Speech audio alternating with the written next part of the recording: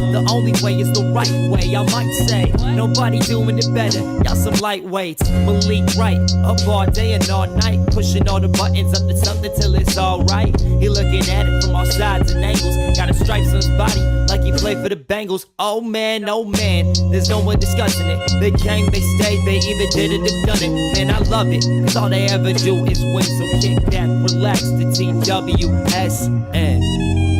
Shout out Young Swish.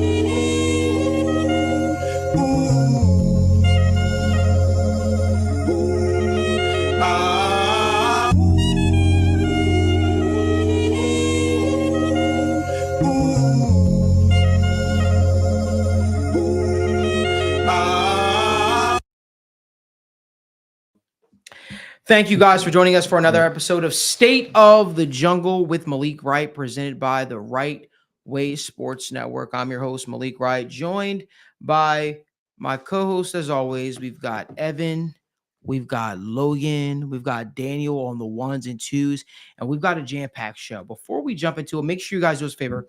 Give this video a like, subscribe to the YouTube channel, turn on post notifications so you guys don't miss when we go live or when we upload content from the TWSN studios or Malik's basement. Boys, the Bengals are 0-3. We're in a spot where I didn't think the Bengals would be. I had a lot to say. If you caught my fiery recap show, I had a lot of thoughts on it. You guys didn't get a chance to give your thoughts on it. Evan, you came in wearing your Alabama stuff, which tells me you're Roll Tide. You're looking it's Alabama more Georgia week. It's Alabama brother. It's Alabama Georgia week. Come on, man. You know what I'm saying? We're pretty pumped up for that. But it seems like you're more excited for that game than you are for Bengals. We're moving on to Saturday. All right, we're on to Saturday. That's we'll take Sunday when we get there, but we're on to Saturday right now. One disappointment. So you're not excited to go against the Red Rifle? No, I'm excited for Andy Dalton to come to town, man. I'm glad to see him succeeding somewhere else right now, having a good time. Man. That's good. He's not seeing the ghost he once did. He got some things cleared up a little bit in the head, and he's doing all right. So I want to get your guys' overall thoughts on your reactions to the Bengals' putrid loss to the Washington Commanders. As we start every single show, Logan, I'm gonna let you start this one off. Oh man, so Monday night. I had to miss the first drive. I was coming home from our JV football game, and I saw we scored first, and I was like, huge sigh of relief. I was like, thank the Lord. Got the ball, scored, Jamar Chase, long play, touchdown. I was feeling great. And then I pull in, and I see it's 7-7. I'm like, shit. And then the first thing I see is a missed field goal. And immediately I'm like, here we go. And just outside of that, I couldn't believe what I was watching. I've never seen offense look so easy for all teams, not just Washington, but for the Bengals as well. Everybody was almost just playing what appeared effortless. People were just making people miss so easily. People were just wide open so easily. People were just making plays, perfect throws so easily. The defensive, talent, whatever the hell was out on the field for both teams was absolutely atrocious. Washington just didn't kick field goals or miss field goals. And that's unfortunately all it came down to. It's so hard to even talk about the offense because, yes, they could have been better in the red zone. Yes, we missed a field goal, but you scored 33 points at the end of the day. That should win you 95% of the football games you play in the NFL. Unfortunately, we were part of this 5% where you made the Washington offense look unbelievable. Shout out to Jaden Daniels. Obviously, hell of a game.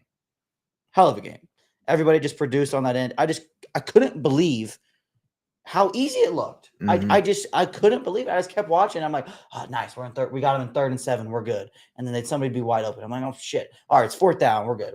And then they'd go for it and get it. I'm like, oh, it's 4th down.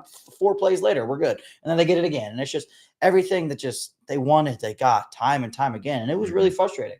It just felt like common sense would tell you. Excuse me, did you say it was really frustrating? Is that what you just said? No, I said frustrating. Okay, that's what it sounded like you said. I was about to say, what? That works too, to be honest. What the kids are saying. That's what the kids are saying these days. You've been around. I know you're a football coach at the high school and all that kind of stuff like that. Riz, skibbity-doo, Riz, Ohio, and all that and all that bullshit. Yeah, hear enough of that. But at the end of the day, it was such a weird watch because one side of the ball felt so good, the other side of the ball felt completely and utterly hopeless. And it is what it is. We lost. We looked terrible on defense.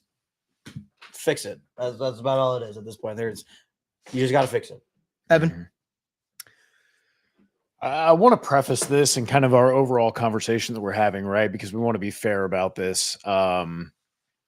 You probably do have defensive tackle 5 and 6 out there playing a majority of the snaps. Obviously, Chris Jenkins did get some run. I think it was just 24 snaps. 24 snaps compared to 41 for Zach Carter, 35 for J2 Fele, and they just are giving you a whole lot of nothing, man. It's very realistic to think right now that these 3 of the starters for most of the season right now, even well, with injury and everything else with BJ Hill and Sheldon Rankins, that you're looking at Zach Carter, J2 Fele, and Sam Hubbard garnering the most snaps among the D line of guys not named Trey Hendrickson, and they might not even be getting on the field for more than a combined 10 or 15 snaps by week 5. When you have BJ Hill back, when you have Miles Murphy back, when you have Sheldon Rankins back, when you have Chris Jenkins and McKinley Jackson back, like, do Zach Carter and J2 Fele touch the field? Does Sam Hubbard get relegated to a support role of maybe 10, 15 snaps a game of getting kicked inside, playing outside on rundown, stuff like that? Because right now you can't tell me he's giving you more as a pass rusher than what Miles Murphy or Joseph Osai or Cedric Johnson. Even at this point, I'd be willing to take the upside on the athleticism there because of just how lumbering and slow the Bengals defense looked at times. And obviously credit to Jaden Daniels and everyone who made plays. All credit in the world to them. I don't want to take away anything from them, but Should I do?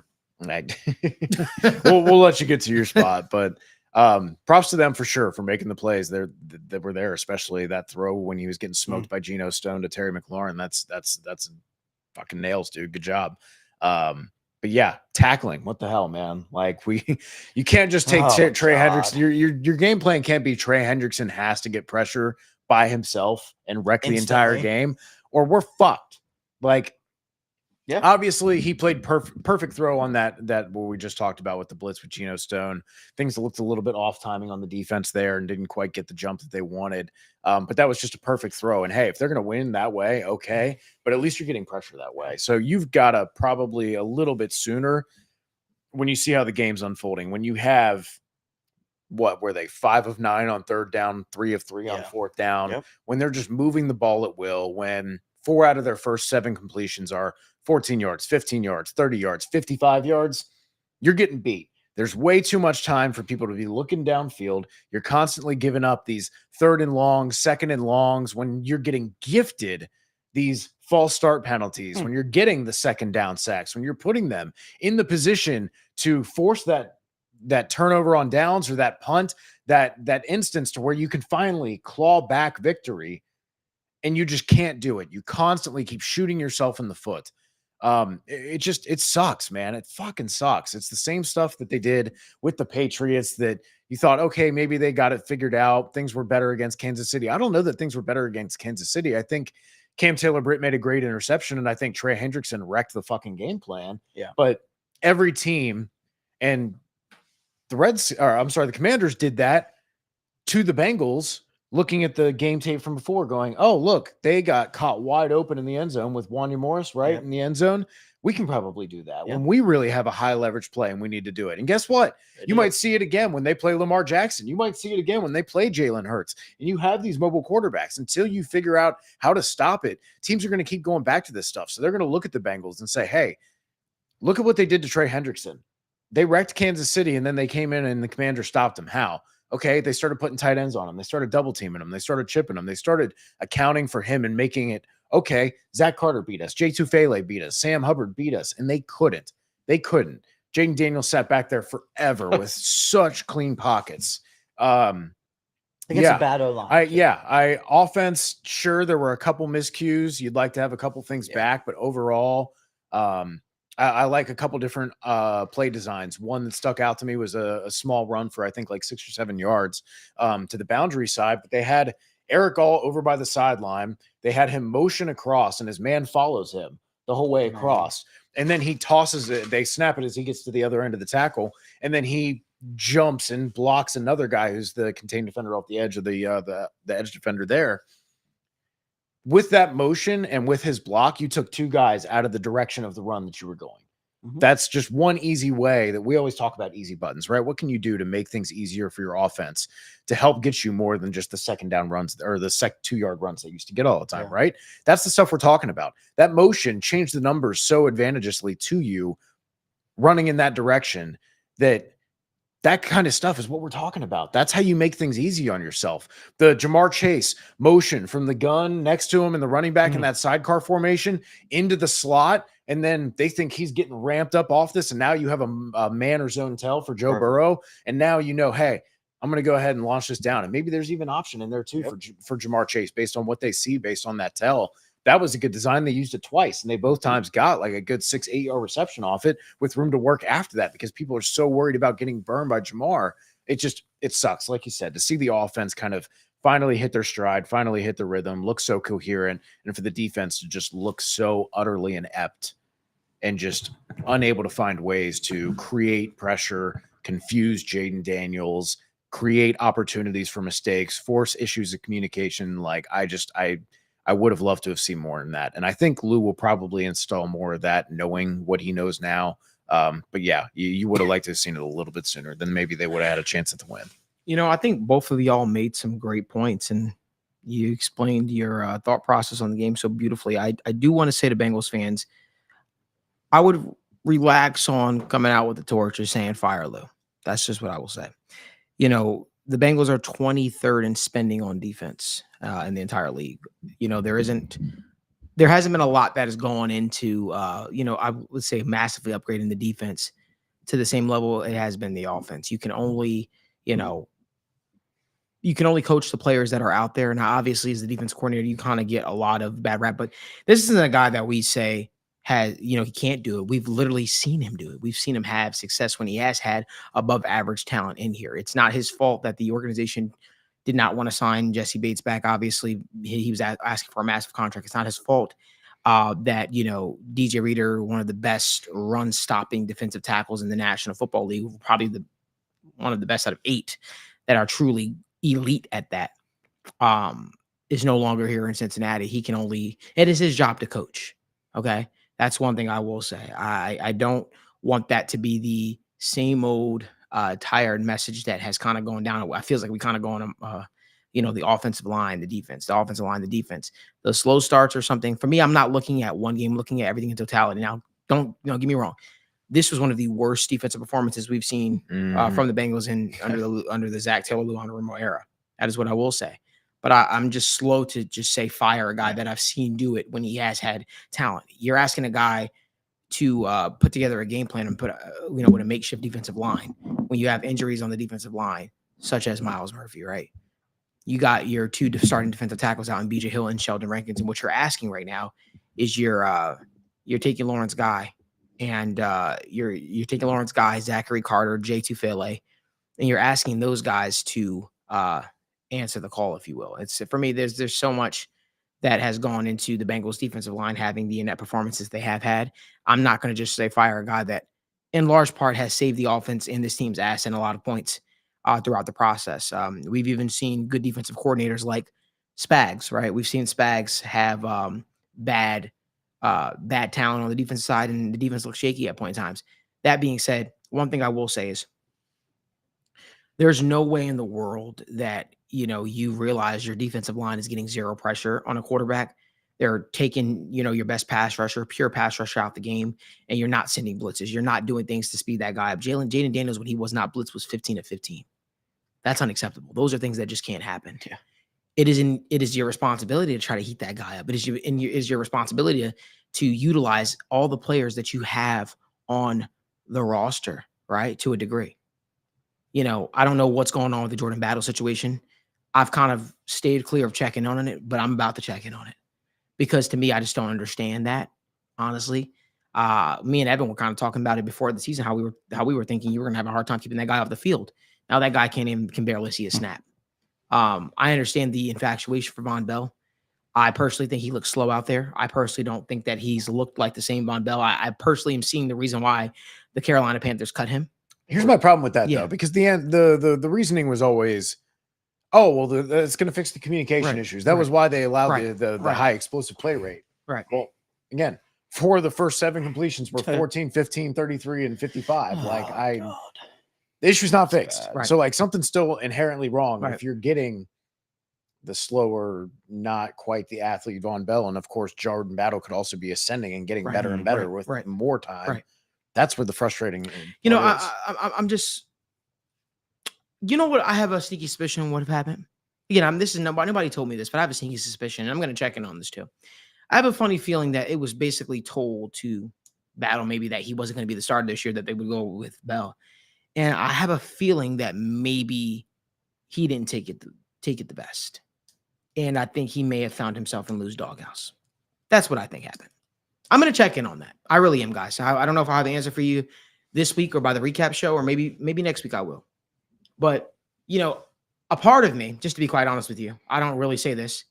A part of me, you know, when we saw that there was, Von Bell Dillon was back injury, part of me really was hoping that maybe that kind of played into the point where Von Bell looks a little slow out there too. Yeah. Part of me was hoping that he sat this one out and this opened up an opportunity for Jordan Battle to ascend in this defense. And that's sad, right? That's sad because, you know, you want that guy to get opportunities, you know, so I understand Lou has trust in Von Bell, but I think at some point trust has to go out the window if a guy is definitely seeming like they lost a step. And I think the same could be applied to Sam Hubbard, who's dealing with his injuries and ailing injuries and stuff like that. I leave no stone unturned. And this is why, like, let's just talk about it for a second, okay? This is why I sat on the table. Listen, Marius Smith is going to be a good player for the Bengals, I think. I really believe that. Yeah. But this is why when we were going through the draft war room episodes, why at points I was banging the table for a pass rusher. This is why I was standing on the table and I said, if a guy like Jared Verse is sitting there, I'm running to the podium. This is why. This is why Evan was high on a guy like Latu Latu. Like, this is why. This is the reason why we believe that we needed to attack the pass rush department, because I'm not going to keep banking on the potential of a guy that has been here for a couple of years and we've seen nothing out of. Now we're in year 4 and we're still waiting for that potential. We're still waiting for that ascension, if you will. And we're 3 games in and don't look like we've seen a whole lot of it yet, right? I'm talking about Joseph Asai. For me, obviously, you don't have a lot after Sam Hubbard. You don't have a lot after Trey Hendrickson, right? Your Miles Murphy is hurt right now. I think that guy was trending in the right direction. But I think when you look at it beyond that, you have to think long-term about this defensive line. Yeah. You should not be reliant on one guy to be the only guy that brings steady and consistent pass rush. It's just not the answer. And so for me, I think we really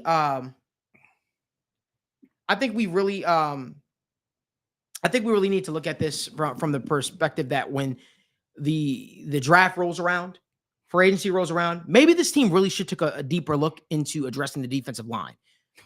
Right? BJ Hill's a free agent after this year. You have to, man. You have to. You have to. I'm talking about, I'm okay if this free agency class and this defensive class, the same amount of tenacity, focus, attention we've given to the offensive line through the years, and they have, right?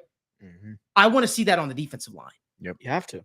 Because what happens is good players have walked out the door. Good players have gone on. And what have you done to replicate those good players?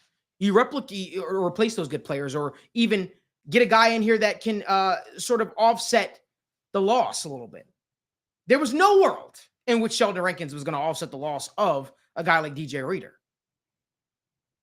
Now, I understand you're relying on guys like McKinley Jackson. You're relying on guys like Chris Jenkins. And here's what I will say and why I'm not freaking out, which is why I'm putting so much attention on the edge.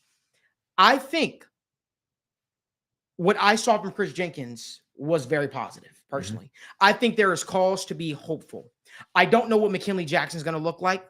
I know what he was brought in to do. But I think a tandem defensively of McKinley Jackson, Chris Jenkins, BJ Hill, and Sheldon Rankins can be enough.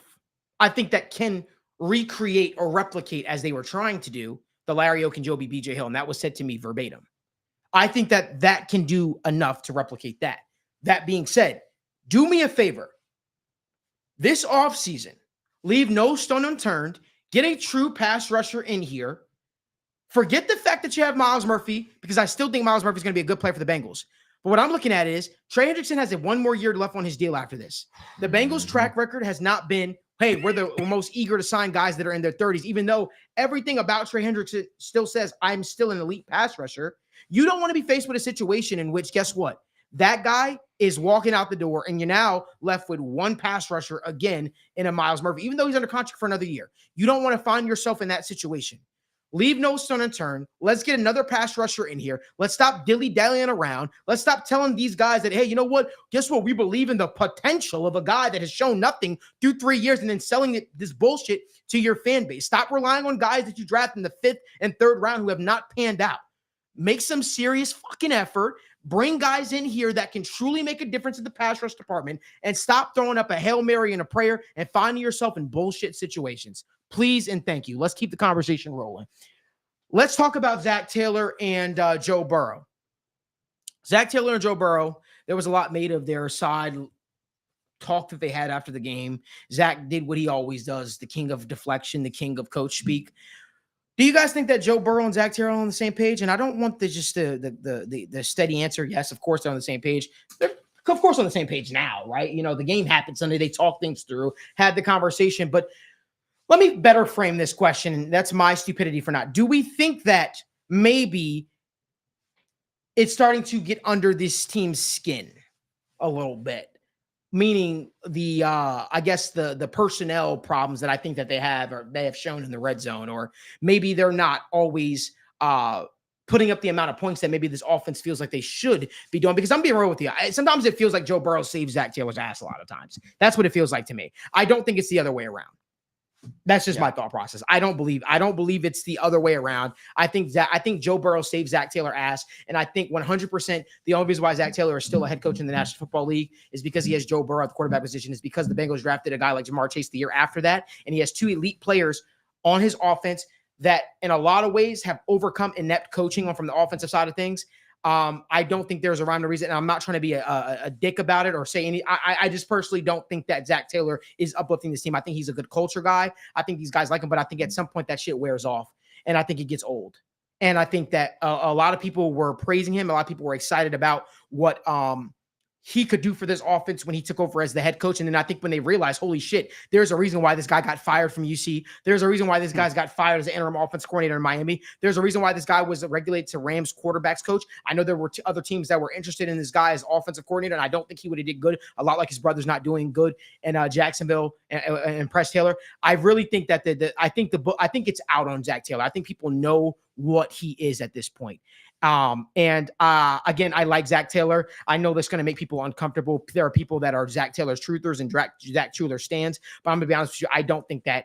I think that we have a coach right now who has really done a good job of resetting the culture in terms of being a player's coach. But I think at some point you still need to be a coach. At some point you need to scheme something the goddamn open. No, listen, we see teams out there with less talent than the Cincinnati Bengals. You have T. Higgins, Jamar Chase, Jermaine Burton, Yoshi Voss, Mike Gesicki, Eric. You have so much talent on this offense, and you struggle time and time again to field a sufficient offense. Guess what? People are like, well, guess what? The offense wasn't an issue this week.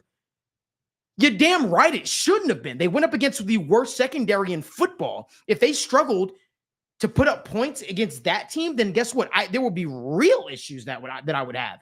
But you know what? The issue that I have, Logan, Evan, Jimmy, Daniel, the fact that we went 2 for 4 in the red zone. That's what I have an issue with. I have an issue that Mike Gesicki, who's one of the biggest mismatches on this team, was not on the field in the red zone for a good portion of that game. Could you imagine Mike Gesicki in there with T. Higgins and Jamar Chase? Put pressure on these defensive backs. Put pressure on these teams. So when I talk about inept coaching, when I talk about poor mismanagement and poor personnel decisions, this is what I'm referring to.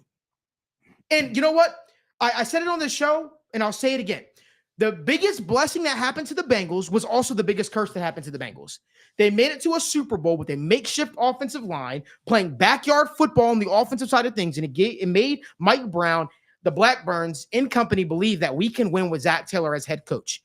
I'm starting to lose a little bit of faith in that. I'm just being honest with y'all, because I think this team is way too talented, and it sucks seeing guys like Bobby Slowick It sucks seeing guys like Kyle Shanahan, who's a phenomenal offensive-minded coach. It sucks seeing first-year coaches constantly out-coach, out-scheme, outplay Zac Taylor on a regular basis. And I believe the saying that elite quarterback play can always overcome bad coaching until it can.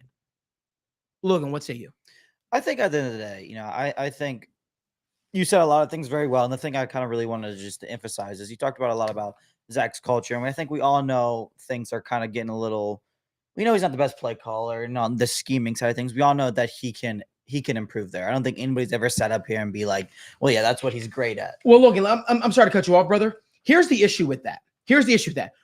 Everybody knows that. Yeah. Except for him. Yeah.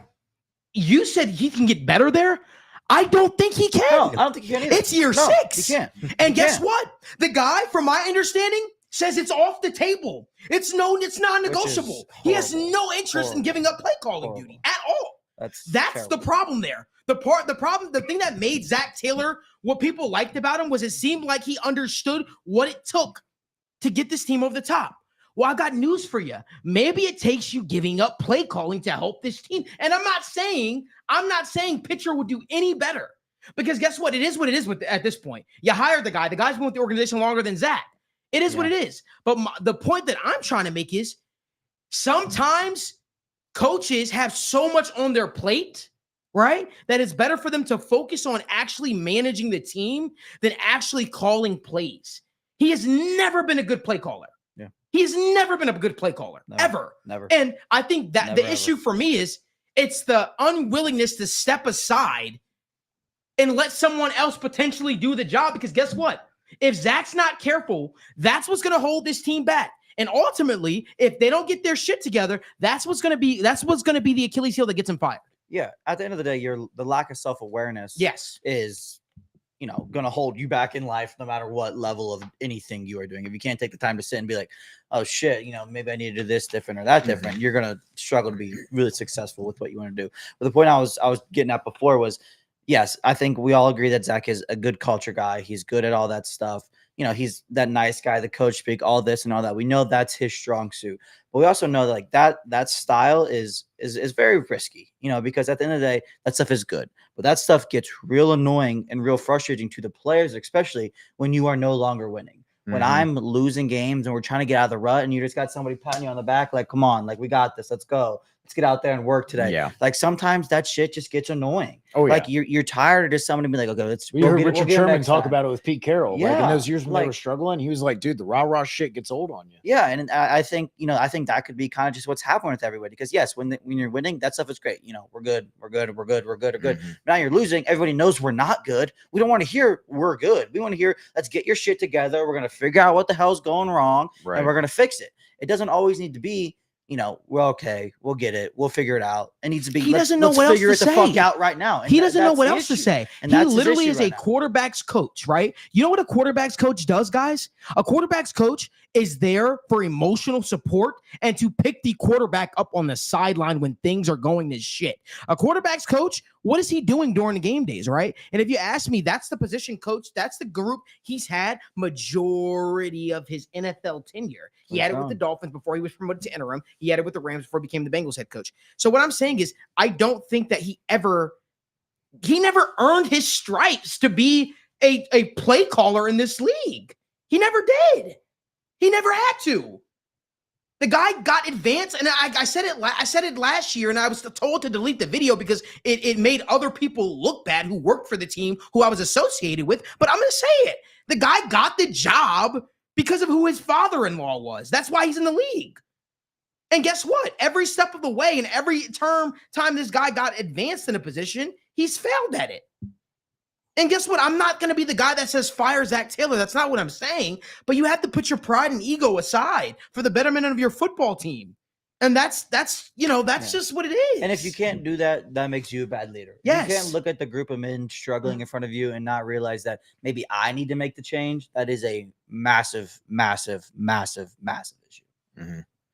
Yeah, I've long held to the tenet that there's maybe 3 to 5 head coaches that should be calling plays at the same time they're trying to coach a game, because there is just so much demand on focus from you mentally to be looking at formations, figure out what substitutions you want to make, what guys you want to send out, while also considering what's the play clock at, what's the game clock at, what's the situation, how many points are we down, should we go for 2? If it's 4th down, do we go for it? At what range do we go for it? Do we go for it at the 35, the 40, the 45? What's worth it? And so you have all this you have to figure out. And from the time that the ball is going done from the previous play, you have 45 seconds to figure out all of these things. It's a lot for one guy to think through. And yes, some can do it, but you have to do it right and do it well for 60, 70, 80 plays in a game. And the problem with that is we see it all the time when you go, why didn't the coach call the timeout there? That was an obvious, it's because you've been doing it for 2.5 hours at high speed. Imagine when you're taking like SAT, ACTs in high school and you get out of that and you're like, dude, my brain is fried. Like that's what you're doing. You're processing at high speed for 2 and 3 hours. You're going to make simple mistakes. But the problem is when you fail to call those timeouts that save you 45 seconds, or you fail to go for it when you should have, or you fail to do something that you should have made an easy adjustment. That's when you cost your team the game, because it's a game of fine margins of inches, right? Those small mistakes can lose your team the game. So you, like you said, have to have the humility to say, I need to do this. I need to do that. I need to delegate that because I cannot be my best at all the things. Even if I can be B+ at 3 things, I need to be on my A game, and B+ is not good enough and it's not fair to everybody else on the team. That's my first thought on just the play calling and head coaching aspect for anybody who's not named Bill Belichick, Andy Reid. I mean, heck, even Kyle Shanahan struggles with like the clock management stuff. Mike McCarthy struggled with the clock management stuff for a long time. There's a whole bunch of coaches who still do. It's not easy, which is why a lot of people will delegate that to analytics staff, to everybody else, right? Or coaches they trust to be like, hey, this assistant coach, it's your job to be talking with the analytics guy and figure out what our range is and what we need to know so that when we phone in, you can tell us exactly what we need to know. Somebody's asking a question here, and I want to get to it. The W, you can stop commenting. Lamar coming. He's back doing that again from last year. Lamar coming. We missed you, man. Landon Van Stee said, Malik, do you honestly believe the Bengals organization would fire Zac unless Burrow said something? They kept Marvin Lewis too long, and he didn't even win playoff games. So Marvin Lewis' situation was very special. He was like best friends with Mike Brown, and he really brought the organization out of dark days. He had put together winning season under them. He probably was the most winning coach in Bengals history at one point in time. Won, I think, the most division titles under in that same umbrella. He did so much to philosophically change the culture here in Cincinnati in so many ways, which is why I think his leash was so long and extended. Because I think when you go from the 90s, how bad the Bengals were, and you go to a Marvin Lewis, who was one of the best defensive coordinators in the league, and he changes the culture in Cincinnati so much, you're kind of scared to move on from that because you're like, what is life like after that? Remember, Marvin Lewis brought stability to the Bengals organization until the message grew stale. So to answer your question, Landon, I don't really feel like that would happen unless this roster, this locker room fully turned on him. And that would mean there are 2 players that I believe have the ability to shake up shit in Cincinnati. And that's Joe Burrow, and the other person is Jamar Chase. I think those 2 guys are disgruntled. And make no mistake about it, Joe Burrow and Jamar Chase will be on the same page, right? They might not have been when Jamar was throwing a temper tantrum against the Chiefs, but if Jamar comes out and says something, I don't see a world in which Joe will always be the CEO, the president of the team, and try to cool tempers, I would say. But I think if either one of those guys really come out and really seem, even if they answer a question like, I don't know what the future holds, I don't know what this looks like, that would make the organization pause. Those are the only 2 guys that I believe have enough autonomy to really make Zac Taylor's seat uncomfortable. Those are the only guys I believe that. That being said, I can see Jamar doing that. I don't know if I can see Joe doing that. That's the only thing I'll say. I could really see that happening, but something's got to get, because here's the one thing with Jamar. If Jamar was to come out and say that, it would be confused with him being disgruntled about his contract. Yeah. Right? Whereas to a guy like Joe Burrow, if he came out and said something or was a little more unsure, it would hold more weight because he's already got paid. It would hold more weight. The team would take it a little bit more seriously. So my thought process, you would need this thing. Or let's just call it. Let's say the Bengals go out there and they just absolutely shit the bed and they go 0-7. I think those are realistic things that could happen to make this team say, maybe we need to get a guy in here that knows how to win. It wouldn't, but it would need you would need a colossal meltdown from either the players or the Bengals record for Zac Taylor's job to actually be on the hot seat. One thing I don't want to see happen, I'll just be on record saying this. I don't want Zach. I don't want to see Lou Anarumo scapegoated. I don't want to see that happen. That would piss me off because I remember when that guy came in here when a lot of defensive coordinators didn't want to take over the Bengals. And I also realized that they didn't give him everything that he asked for or that he wanted when he first got here. And the same thing can be said now. We still have T. Higgins. We still have Jamar Chase. We still have continuity. Who has the offense lost? Well, Joe Mixon, Tyler Boyd, a right tackle who was like pretty much like flipping in and out, right? Whether it be Lyle Collins or now Trent Brown. But you look at the losses on the defensive side of the ball, the losses on the defensive side of the ball have been much more magnified and they were much more impactful to the team from a leadership standpoint and actually impact players, right? Whether that's Jesse Bates, DJ, the list goes on. There have been guys that the Bengals have lost. Chidobe Awuzie, now obviously his player dipped and whatever after the ACL tear, but there have been guys that the Bengals have lost that were instrumental to them turning this thing around. And so, like, again, I want to make sure that we're treating Lou with the same amount of respect that we're giving and grace that we're giving to Zac Taylor after his offense performed great until they hit the red zone and spots against the putrid Commander secondary. I think you have to, if you're going to judge Lou, judge the fact that he was down his 2 starting defensive tackles and the amount of talent that has actually left the building, and they have done nothing to replace that. That's all I'm going to say. Daniel, we want to get you in on the conversation. No, you're good. You're good. It's definitely been fun. Nice sitting back and, letting you guys get your thoughts out. I think there are a couple things. The 2 things that really pointed in my mind was when Evan and Logan were discussing just the offensive creativity. They show it in spurts, right? And then you were discussing the Jamar Chase. The one, I don't know if you mentioned this one, but he was in the backfield and then he ran out, found the soft spot in the zone, quick little 7-8 yard completion. That's the shit that is like super easy that these other teams do that the Bengals, I just need to see them do more. So when it comes to offense, I think if that offense that showed up Monday Night Football is consistent the rest of the season, we're not really having, crazy different conversation. That was an elite performance from the offense. It wasn't superstar. It wasn't flawless, but it was enough to say, hey, that's a playoff caliber offense. So can they be consistent with that? And then quite frankly, looking at, like the defense too, overall, it was just, it's just ridiculous looking at, the takes that I've seen on social media too, looking at how people are saying X play should be playing more. And, I understand where people are going with that, but listen, the talent that's on the team they're not going to go out and trade for anybody crazy. And they're going to have to get the guys, healthy. I think Chris Jenkins was, the guy that can definitely, I think he can turn it around. And I think he's a guy where he was highly touted. So I'm excited about Chris Jenkins, and I'm kind of rambling. So I want to touch on something you said, because I think you had a really good point about there are some good plays in there where you'll go, oh, where's that been? Like, for example, I think it was against the Patriots when they did, or maybe it was against the Chiefs, where they did like the under center fake handoff to the running back, and then it turned into an HB screen.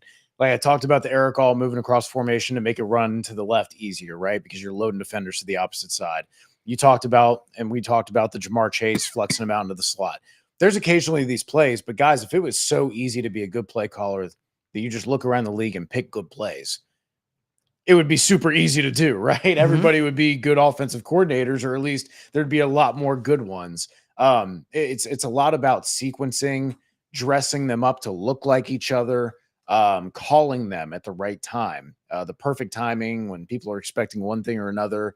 And some of it too is just getting lucky against coverage too, and just knowing kind of what they're going to play with tendencies and certain down and distances, and then trying to have beaters for that. But yeah, the design, while having, like you said, the flashes of unique, interesting, or cool design that they might have stolen from someone else or kind of done themselves, it's not consistent enough. It doesn't feel like it's called cohesively enough together. And, it doesn't feel like you can see like with the Rams, with the Niners, it'll be like, oh yeah, they were really setting up that outside zone run with that blue play action right off it. And then they waited until they had like a 3rd and 2 and then they called it. And that was like, they had that high leverage situation. So it's like putting these little nuggets. So it's like, oh man, like we've been playing 2-man press all game and we're going to show 2-man press on like 3rd and 4, and now we're going to expect them to take this short little man beater, this drag, this little like sit route, the whip out, something like that you would expect to beat man coverage. And now,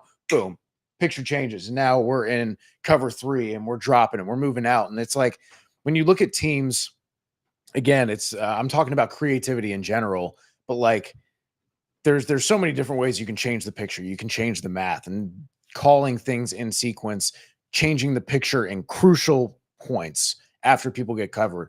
That's what makes you a good defensive coordinator. That's what we see from a guy like Brian Flores, who has a bunch of no names on the Minnesota Vikings defense. But when he walks everybody up to the front of the freaking line and shows one safety, and you go, this is either cover 0 or a man blitz. And then it's like, and then all of a sudden he bails and everyone off the line. Now they're in invert Tampa 2. Like defenders are flying all over the fucking field. Quarterbacks looking around like, what the fuck is going on? I don't know where to go because I don't even know what they're playing right now. It's difficult to do. That's why there are only so many good defensive coordinators or offensive coordinators. But like, I feel like that's the underrated part of being a play caller. When we say Zac Taylor is not a good play caller at the same time as being a good head coach, because many of them aren't, it's really, really hard to do. The original job of play caller is really, really hard to do. Well, because it's not just having good plays in the playbook. It's calling them at good times, setting them up, dressing them up, rhythm, everything. So like, those are the aspects where I think maybe even being head coach and thinking about all the other things doesn't free you up to see everything that would let you be the best like play caller in that terms of sequencing and dressing up and everything that you could be. So I wanted to add that piece. No, I think that's a great point. What you added. I think both things can be true. Like I think that he is a good head coach. I think he is a good head coach. I just think that he's not a good play caller. And I think that when you get in your own way regarding, what could help this team reach its full potential, that kind of negates you being a good head coach, because it becomes harmful for the team. And I think that's where the conversation ends and begins. And Dottie says, why is bro not on the staff? He's always cooking. I agree. Could you imagine an Evan McPhillips calling plays for the Bengals, man? I don't need to be calling plays. I can just be in the booth look at this little thing. Did you win your championship, NCAA championship? Oh, NCAA championships are easy money. We don't so you did win. You did win. You told me you had a big game. You got the national championship game. Yep. No, we got big games. We got big games. But NCAA, we got to figure it out. I'll have to teach you some of my tricks. Nah, teach me some of your tricks. I'll teach you some of my tricks and Madden. I saw you struggle. I saw you struggling with Clemson the other day. Man, get out of here.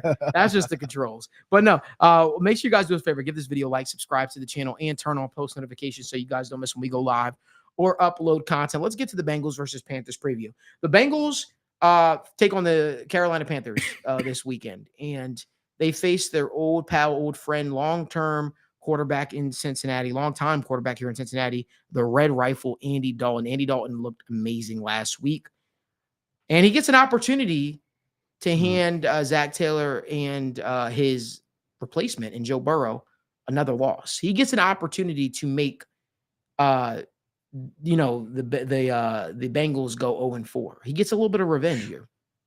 And, let's talk about it. One thing I'll say is I don't think the Bengals have any more easy victories. Never that any victory in the NFL is truly easy, but the easy victories. Once you lose to the Patriots and the Commanders, I think easy victory should lose your vocabulary. Yeah, you're probably lost that right. Yeah, I think so too. The Panthers, the Raiders, even all tough teams. Listen, the Raiders beat the Ravens. Yeah. Right. I mean, listen, the Panthers just also beat the Raiders. Here's what I'll say. We beat the Panthers, who beat the Raiders, who beat the Ravens, and we beat the Ravens. There you go. Which means we win the division. There you go. Division on the line. Yeah, we're back. Here's what I'll say though. I think that the Bengals' best football is still ahead of them. As much as I get on here and I talk my crap and I say what I need to say, I think that if the Bengals get BJ Hill, Sheldon Rankins back, along with the emergence now, I believe, of a guy like Chris Jenkins that I believe is coming. Because this is going to be Chris Jenkins' spot. He's going to be a starter before the season ends. I can assure you that. I think that's going to help the defense out significantly. You know, some things I want to see before and I'm really curious. I cannot wait for Evan's Know Thy Enemy this week, actually, which you guys should really check out. And I'm not just giving a shameless plug there. I genuinely mean that. They're really informative because we kind of talked about last week what some of our concerns were for the Jaden Daniels things. And I literally said, you can't make Jaden Daniels feel comfortable. And I said, that's the one way I can see the Bengals losing. And they did exactly that. Sure did. You know, something that's interesting to me, I need to see Geno Stone be a little bit more comfortable in this defense. He doesn't look comfortable in this defense yet. Not yet. And I get that. You're what a new team and stuff like that. But this is a guy that was lauded for his instincts. And the reason why he got the contract he got here in Cincinnati to be the starter was because he brought that to the table. I'm excited to see him step up. Von Bell gets a little bit of payback, revenge against his team that cut him, right? In the Carolina Panthers, the short stint that he spent there. Yeah. I'm sure he's sick over that. Oh yeah, I'm sure he's real upset. Yeah. That ooh. But I'll say this. I think I'd like to see, and this goes into my preview for the game. I really believe the Bengals defense needs to do a little bit more simulated pressure and do more things to help this defensive line out. Preach. Church. It can't be just let our guys play back in coverage and us let you pick us apart. Because let me tell you something right now. Andy Dalton will pick you apart if you let him sit. If you sit back and you don't go after him. You want to make Andy Dalton uncomfortable? Blitz him. You want to make Andy Dalton uncomfortable? Make him uncomfortable. Change the picture on him. Change the picture on him consistently. Andy Dalton is the king of, sometimes those out routes. You let Andy Dalton think he's comfortable throwing an out route before you change up the disguise on him. He'll throw it to you, and guess what? You have the opportunity. You have the opportunity. One thing I'll tell you this: Dax Hill, Juice. You guys are gonna have the opportunity to pick this guy off this week because Andy Dalton sometimes does go. He has a guy that he's going to before the play snaps. He's looking. He'll throw it. And if you jump the route, if you're comfortable enough, listen, don't be scared. Don't be scared this week. You'll have to jump some of the routes on it because Andy Dalton's going to give you chances. He's going to give you opportunities. But that also being said, Andy Dalton will make those tight window throws if you allow him. You can't be hesitant when you go up against this guy. But for me, I think this game is going to be so interesting because it is going to be a little bit of a chess match between Lou and Andy Dalton. Dave Canales, obviously, they're feeling themselves coming off of a victory right now. You have the opportunity to kill the momentum a little bit, bring them back to reality a little bit. But in the same token, they got the opportunity to take all the motivation and win this game for their new quarterback in Andy Dalton. I think it's going to be interesting. I think some of the keys to the game is getting your playmakers involved. Listen, me and Danny were talking about it earlier, and me and Danny do this after every game. We look at the cornerback matchup, J.C. Horn versus Jamar Chase. We believe J.C. Horn matches up better with T. Higgins than he does with Jamar Chase. I think Jamar Chase will be able to break him down. And I think that the Carolina Panthers will be bold enough to match up J.C. Horn one-on-one with Jamar Chase at points. Okay. I think they'll be bold enough. And if they do that, do me a favor. The same way Jamar Chase wore that shirt that said always open, you need to believe that because I think you'll get opportunities. You have to trust in your number one guy. You have to trust in your number one receiver. Also, Mike Gesicki needs to be on the field in red zones. Mike Gesicki needs to be on the field. I'll keep hammering the table. I don't know why they started going to that guy at the end of the game. That should have been happening. Listen, Bengals got to capitalize on this on this game this week, and I think they will. I think they will. I think the Bengals go out there and they try to make a statement. I say try loosely. I say that try. I got to say try. Can't say they will make a statement because I thought that they would have all the fire they need under them right now. But guess what? You got Chris Canty. You got all these pundits coming out saying that, guess what? Joe Burrow didn't do enough. Joe Burrow ain't this, ain't that. Got to put the pads on and do the Travis Hunter, man. Just go out there and play defense. Do it all. Like Joe Burrow was a linebacker in high school. I think he was, right? Linebacker in high school or something like that. Listen, I think that the Bengals go on to win this game. I do. I believe they do that, but it ain't going to be easy. How you start this game is going to be so crucial. I think that if you're able to get Andy Dalton off script early, it creates a messy picture for him.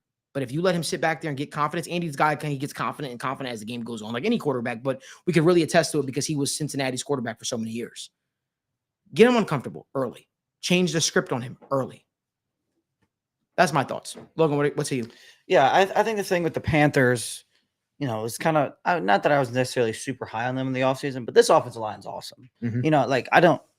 I'm not gonna say it's the best line we faced all year because at the end of that Chiefs line is still better.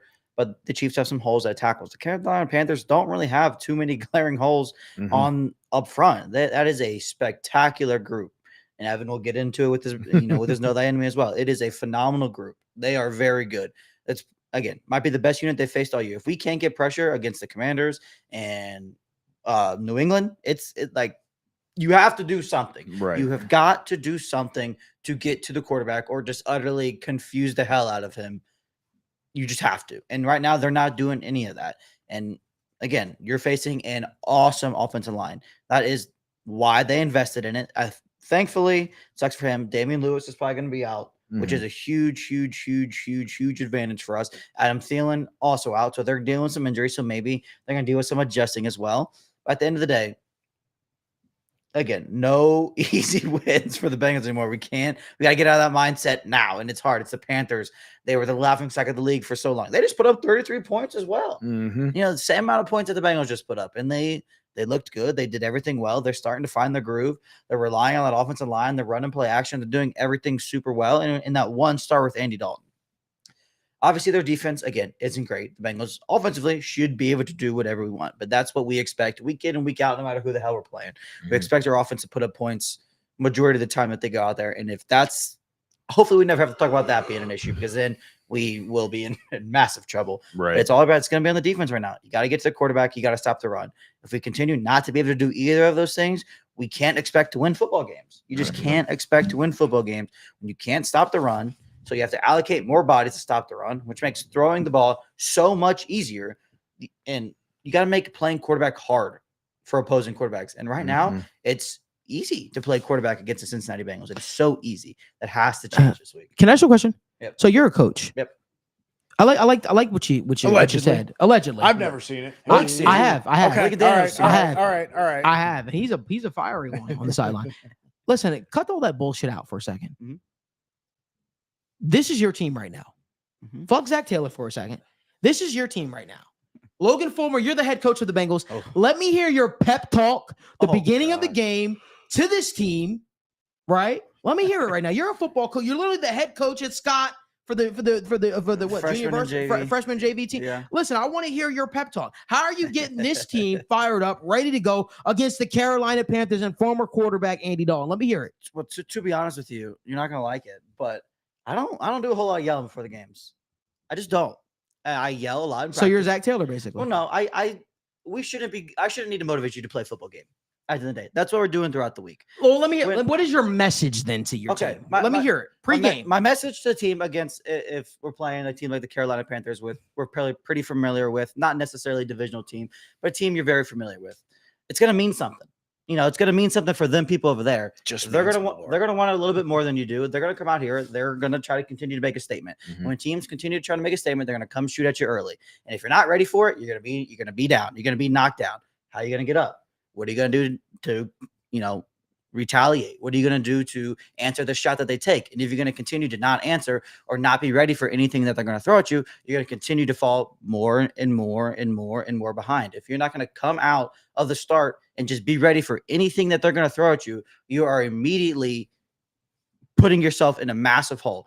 And, a lot of times in sports, you talk about how it's a fourth quarter league. It's a fourth quarter league. I could not disagree with that more. Setting the tone in a football game or in any sports game, in my opinion, sports are a first quarter league through and through. If you come out and set the tone, it changes everything. And that's the same message I preach all day through practice, all day through the games. You have to come out and set the tone because then the game is in your hands. Do not ever let the game be in somebody else's hands.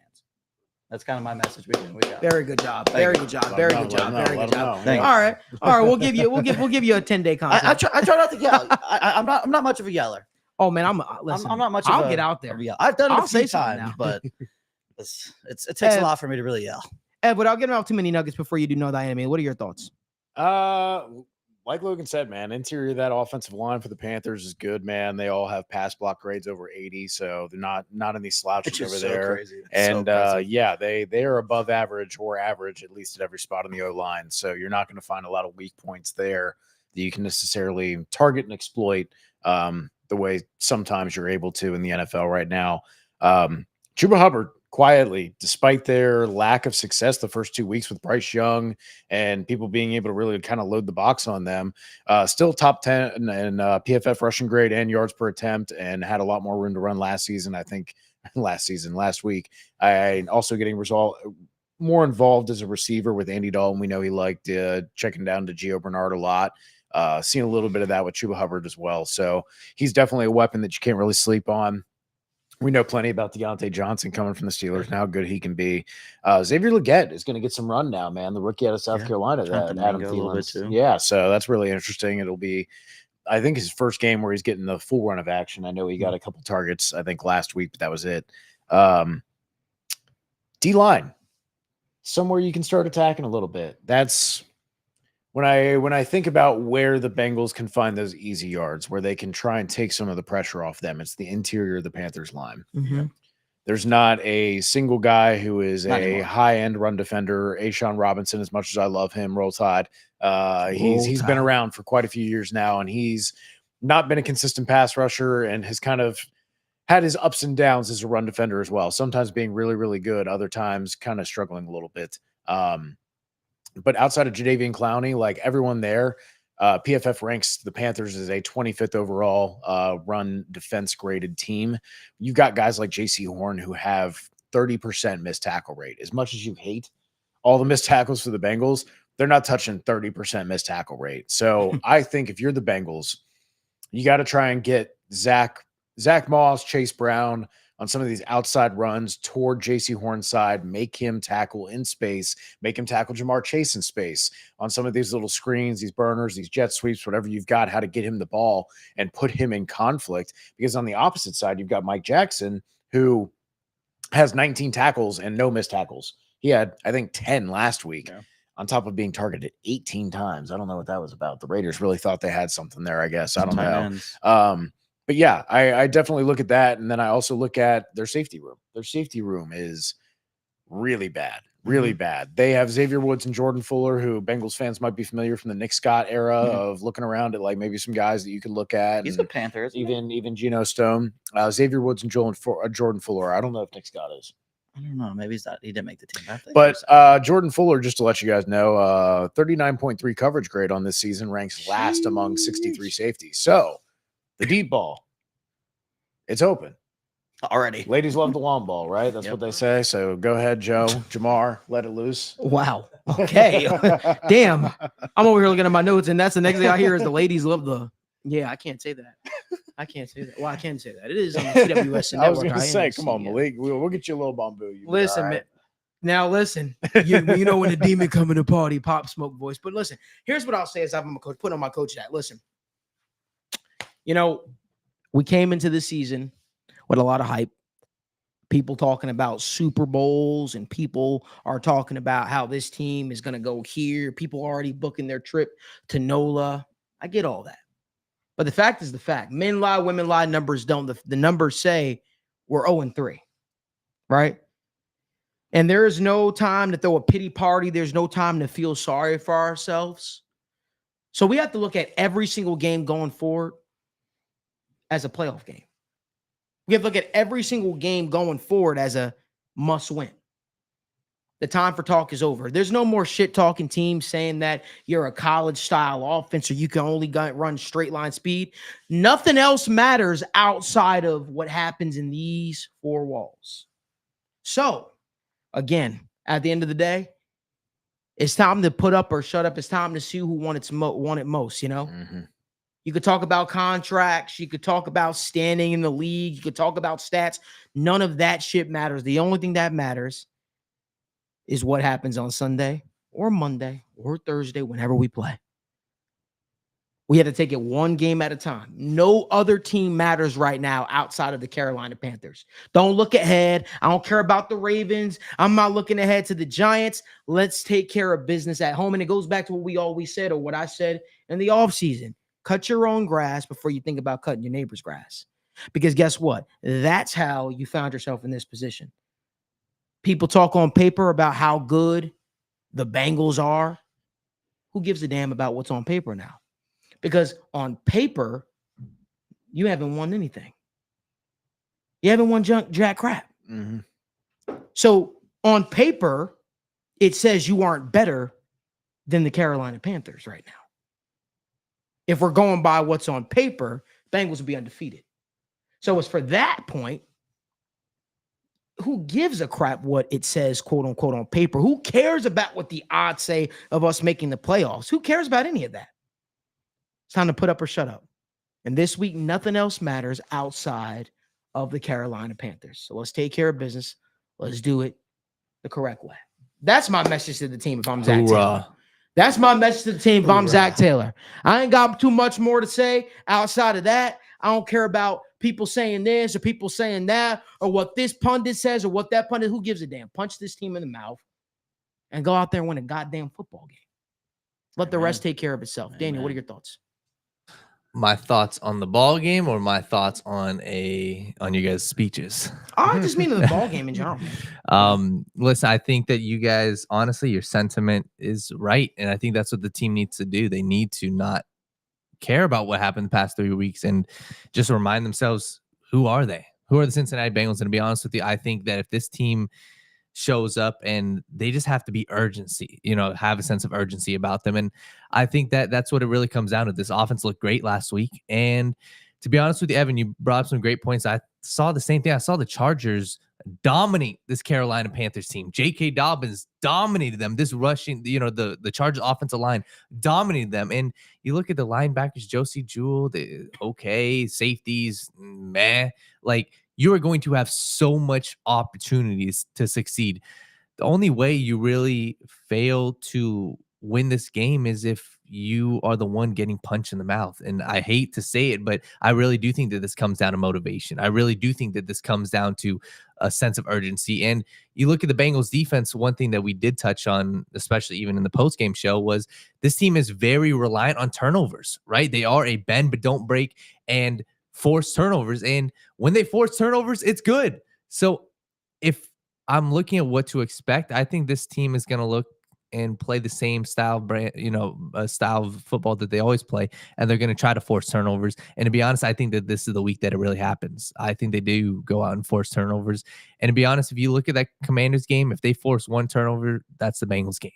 So I think that this is a week that is lined up perfectly for the Cincinnati Bengals. And to be honest, I think that's what the defense, it comes down to. You got to force turnovers, because if you allow the Panthers to play the same style of, football that they played against the Raiders, hey, we're going to methodically drive down the field. We're going to dink and dunk. We got Deontay. We got Thielen. We got a bunch of guys that are going 5-10 yards. The Panthers could win this game, and they could control this game. And that's been the story of this year's Cincinnati Bengals. They are 0-3. And how do you change that narrative? How do you change what everybody's saying about you? You go and remind everybody who the fuck you are, respectfully. Let's go. You are the team that, hopefully you're the team that everybody thinks you are, or that they thought they were. And at the end of the day, they should be preaching, practicing what they preach. And they say, hey, it matters what happens between those four walls. Well, it's time to put up or shut up, respectfully. Yep.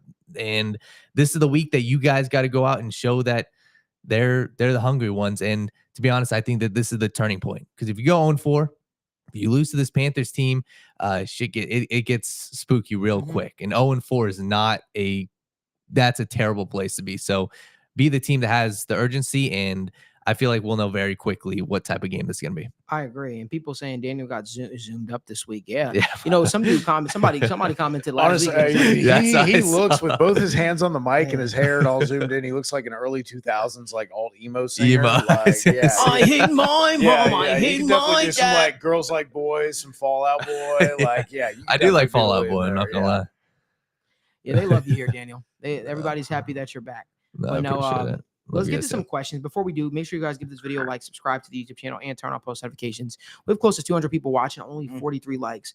We don't do super chats, we don't do any of that. We just ask that you guys give this video a like and subscribe to the channel, so that way you don't miss when we go live or upload content. As always, I'm live Thursday and Friday mornings at 10 a.m. for the Sit Down with Malik Wright morning show. So make sure you guys don't miss that. Daniel, let's get to some questions before we head out of here. Let's get to about like 5 before we head out of here. Beautiful. I'm going to go back to, we had some questions early on in the chat. We had a question from, I believe this is Monty. He said, I want to see Chase, Higgins, and Burton on the field at the same time. That way you have a three-way threat. You can move Chase and Burton in the slot. Do you guys agree that it should be a 3-way thing, or how would you guys approach the receiver room? Listen, that would make my liver quiver. If we got those guys on the sideline on the field together, I love that. I think that's. Listen, I like Yoshi Voss. I really do. I like what someone said on social media. I haven't seen the ability to stretch the field yet, and I think that's he's one. such a good red zone weapon, Yes. but like between the 20s, it's just not there right now. Right. Just I not agree. quite. I agree, and I really think that's where Jermaine Burton excels. And so maybe if you can kind of spell that guy for Yoshi Voss, when you're making the march down the field, and maybe you put Yoshi Voss out there, in the red zone, as well as Mike Gesicki out there, as well as T. Higgins, you're forcing the defense to cover a lot of size. So yeah, that wide receiver 3 spot was always going to be, like a wide receiver 3 by committee kind of thing. You got to play to their strengths. You got to get them all on the field. I don't think any of those people should necessarily dominate the snaps. They all are talented. They all should have their role. They all need to play. We got a question here from Gary Jellison, our guy. We appreciate you. And this, it was for Evan, but it can be for everybody. What did you guys think of Chris Jenkins? I know we discussed him a little bit, but did he earn more playing time in that Monday Night Football game? yes. I think he did, just by the nature of how poor Jay Tufele and Zach Carter played, but he looked fine in the limited snaps he was out there. He didn't generate any pressure, but not a lot of Bengals did. And also it's tough, man, because when you're playing with that club, like I know you can play, but when so much of your game is getting up underneath the pads of people, grabbing them, using your vice grips and your strength, both not only there when you're trying to block and shed, but you're also trying to make tackles. It really limits your ability to be able to directionally apply force. He still played well. Effectively. You can still play, but you're limited in what kind of moves you have available to you, both in pass rush and also just in general physical mechanics of engaging with another defender who has that advantage over you. So I'm not going to draw too many broad conclusions. I'm sure he'll get more than just the 20 some odd snaps he got. And hopefully we see that come off in the next couple of weeks, and that we can kind of really see him let loose. I think it's also important to remember that rookies, again, it takes oftentimes until 8 weeks, 9 weeks, the bye in the middle of the season before they can finally catch their breath. Things slow down for them. Miles Murphy talked to, I believe it might have been Jay Morrison, about that, and had a story about that last season. And just about how, like, you're not in football shape, you're in training shape, you're in draft prep shape, right? And then you get in, and then suddenly it's, hey, here's your playbook, and here's your practice schedule, and here's a brand new city, and here's all your relatives and all your friends asking for shit. And it's like, you got a lot going on. And then November comes, late October comes, and you have 2 weeks, and you can kind of wrap your head around things, work on like minute things, and kind of, we saw guys like Miles Murphy just kind of that after that break kind of continue to improve and look better. So I expect a very similar trajectory for Chris Jenkins, particularly because starting off with the injury, starting off slow, I think that lends itself to kind of springboarding into the second half of the season. You know what's funny? Ever since you said that about Daniel, all I keep seeing now is that's exactly what it looks like. Get what you bargained for? Yeah, that's all I keep thinking. Some My Chemical Romance in here, yeah.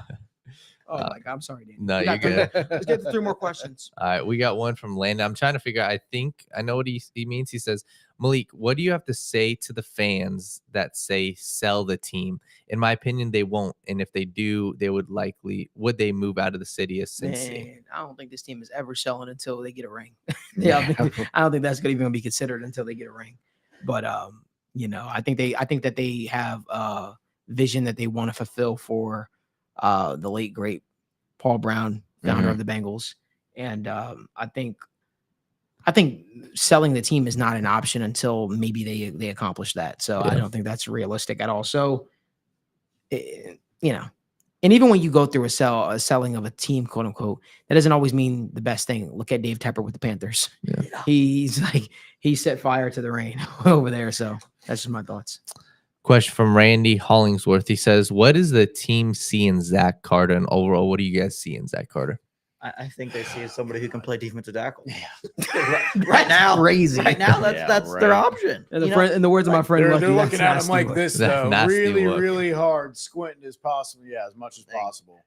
That's it. Yeah, I mean, he's healthy and he can. His legs work, his arms work. What did they see in a large number of their projects that they kept around for 2 or 3 seasons? Way too long, right? Like it's easy to love your own guys, to feel like they're just that one step away from, if this just clicks for them, then they're going to be unleashed. They're going to be unlocked, and you really like the guy. And the Jordan Willises of the world, the Will Clarks of the world, the Marcus Hunts. Yeah, the Marcus Hunts, the Marcus Hardisons of the world. Oh my God. Yeah, you like that, Paul? Yeah, that's crazy. Yeah. Oh God, who is the Christian Westermans? That's, like all those guys who it's just like, man, they stick around for 3-4 years, and it's like, oh my God, man, I just don't see it. And you think they got to see something that you don't. No, it's not there with Zach Carter. You're seeing exactly what you're seeing. It's right. We got a question from Naughty to Slurps. Tell me the last question. Perfect. He said, obviously this is hypothetical. Would you guys take Bill Belichick over a Zac Taylor? No. Doesn't fit the vibe. I just think that, yeah, I could just see that being a restart of the New England offense here in Cincinnati, right? Also, just rebuilding with someone who's like almost 80. It's very limited on his time. Yeah, Bill Belichick's in that, like, I've been grinding just nonstop for like 60, 70 years, and now I'm just gonna go around to all the college camps that I want to go to and just fuck around and just immerse myself in the football freedom that I have. I think you'll see him at games. I think you'll see him pop up in locker rooms. I think you'll see him just. I do think he's going to coach again in the NFL. I do. Some team is going to be like, yes, you know what we need? We need Bill Belichick. He doesn't have that Wade Phillips like energy though, or that Pete Carroll energy. He's not that like old jovial guy who has a lot of energy that can vibe with the younger players. Yeah, I think he might be viewed as kind of like that. But believe it or not, Bill Belichick is probably one of the few coaches that Mike Brown really, really, really likes. But would Bill Belichick want to cede all of that necessary control? No. Right. That's absolutely not. That's not happening at all. He wants control of the roster. Yeah, he wants full. Yeah. Whatever you want. I am just going to say this. There is an offensive coordinator that is playing himself into a potential head coaching candidate. I know that was bothering you, right? It was about to fall, man. We can't let Big Al fall. We can't, because we're going to whoop Georgia's ass this weekend, and I can't wait for that game. But there's one guy, you say, it's going to happen. Let me just say that I am really impressed with Alabama's head coach and what I've seen so far. They've done all right. They've done all right. They've done all right. They've done okay. One thing I will say is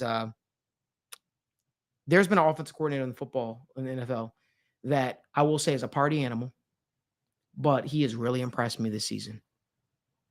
And that's Joe Brady. Joe Brady has impressed me. I think Joe Brady's playing himself into head coaching candidacy. And I'm going to say this right now.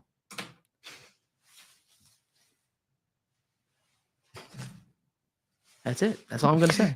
I'm going to say absolutely nothing right now. No, literally nothing at all. But you heard it. But you heard it. Listen, I'm speaking loud. I'm speaking for the voiceless. Okay. You know what I'm saying? You want to talk about NOLA. Let's talk about NOLA in totality. But no, I'm kidding here. I said Coach O. No. He'll be sleeping with every woman in Cincinnati. That dude's a wild dude. Did you hear the story? He's on that Lane Kiffin. Right. Yeah, he was wild. Did y'all hear the stories of him? Why he actually got let go? He slept with one of the LSU like front office people's wife. Really? Yeah, Coach O was a wild. Yeah, he was. Go Bengals. That's what he'd be saying after every single game. Tigers. Go Tigers. Go Tigers. Joe, me and Joe Jamal. Joe. That's how he talked. He talked like somebody said Coach O sound like a plate of gumbo. That sounds crazy. But no, man. But I think Joe Brady's gonna wind up finding himself as a head coach somewhere. He's been great so far this year. He's been great. Hey, listen, credit to him, man. I don't know how they're doing it in Buffalo right now, but they're doing it. And are they fool's gold? I don't know. But I will say this: Sean McDermott's coaching the hell out. He's coaching for his job right now, man. And he's coaching like his job's on the line, like he wants to win badly. So gonna be very, very interesting. You know what? One thing we didn't get to before we head out of here, Daniel, we didn't get to some of our best bets for that game. Oh crap. I don't even know if that's something we really want to do right now. Just win the damn game. But you know what? Let's rain check that. Let's rain check that for Friday's show, and we'll talk more about that and give out some of our best plays for that. But make sure you guys give this video a like, subscribe to the channel, and turn on post notifications. Make sure you also tune into Know Thy Enemy, presented by the Right Way Sports Network. Evan McPhillips does a fantastic job each and every single week where he breaks down the game, the strengths, the weaknesses, the keys to victory for the Cincinnati Bengals this week against the Carolina Panthers. We appreciate y'all for tuning in, making us a part of your Wednesday evenings. And remember, there's only one way you should be waking up. Tuning in the evenings. and watching sports with us, and that is the right way. Hopefully, you guys tune in tomorrow at 10 a.m. for the Sit Down with Malik Wright presented by TW.